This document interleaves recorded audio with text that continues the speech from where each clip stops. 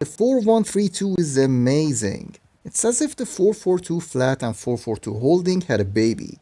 Instead of having two CDMs or two center mids, you have one of each, and it's honestly one of the most underused and underrated formations of this game.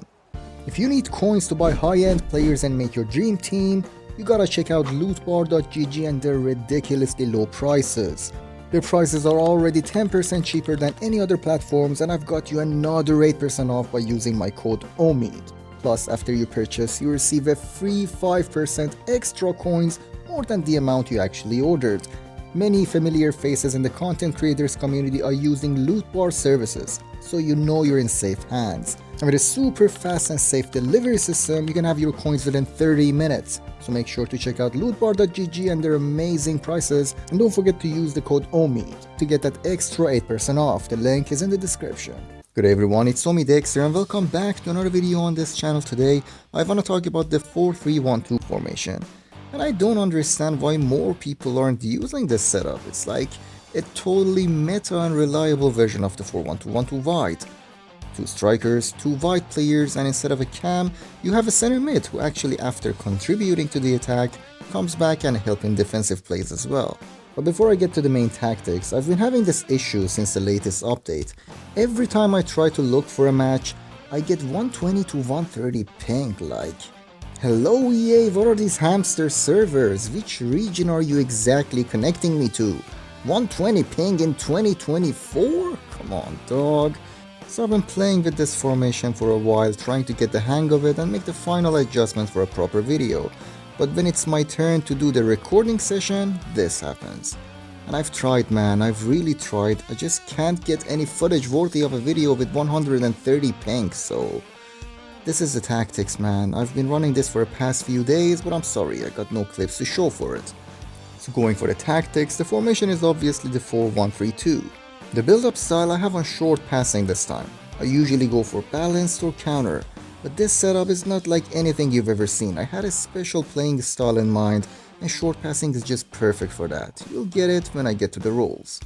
And we keep a high line on the defensive approach. The line height is gonna be 75. We wanna press, we wanna auto offside traps and all that good stuff. It's always nice with any variation of the 4-4-2 formations. And if you want to go above 90 for aggressive, feel absolutely free to do so. But I wouldn't drop below 61, as I said. In these type of formations, the press is just so good, you just want to have that in your game. Now moving on to the player roles, it's the same story with the 4-4-2. Having a false 9 player up top is really important. But for this specific setup, I'd say it's crucial. You'd have usually two center mids supporting your attack, but in this case you just have one. So if this player doesn't have enough passing options, they could really get isolated and you'd be in trouble. So having a good false 9 striker up top really benefits this tactic. Next, the target striker who's actually gonna score most of the goals, I have on Poacher. Combine that with the short passing build-up style we had earlier, and I just love the movement of Poacher Plus. Well, I don't love the movement, like the attacking AI movement on this game, you know how it is, but in my opinion, Poacher has the best defense breaking runs. And if you're not a big fan of that or you just don't have the players with the role plus, then advanced forward and attack would do an adequate job. Next, we have the left winger. Left or right actually doesn't matter as long as he's on the same side as the false 9 striker. This player, the left winger for me, needs to be on inside forward and balanced. I've already said it a couple of times, if you have a false 9, the winger next to him has to be on inside forward. You know, the false 9 drops deep, usually drags the defender out of position, you need a runner targeting that free space, you know how it is. And I would say make sure this player has the role plus at least. It's one of those roles that don't really work without it.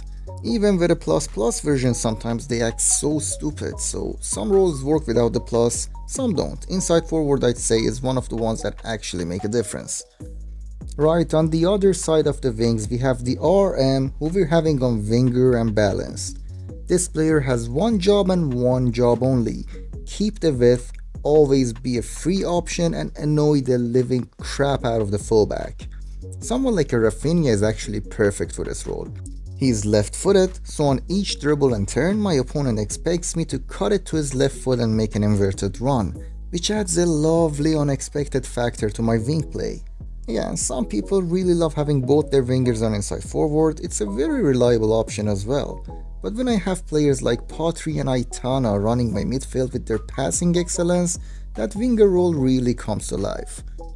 And speaking of passing excellence, we have the Ballon d'Or girl, Aitana, playing as the attacking-minded centre mid. Boy, I just love this card. The 5-star weak foot, the technical plus to create that yard of space before the killer through ball. We need a playmaker for this position, and she's the best at that. Having the focus on attack always makes sure she's on the right spots all the time and doesn't drift wide and leave the central midfield unoccupied. And it's a simple one because like Shadow Striker doesn't make sense in this setup and the other roles aren't really meta. And getting to the CDM, this is the plot twist and the genius of this formation. This is why this formation is better than the 4-4-2.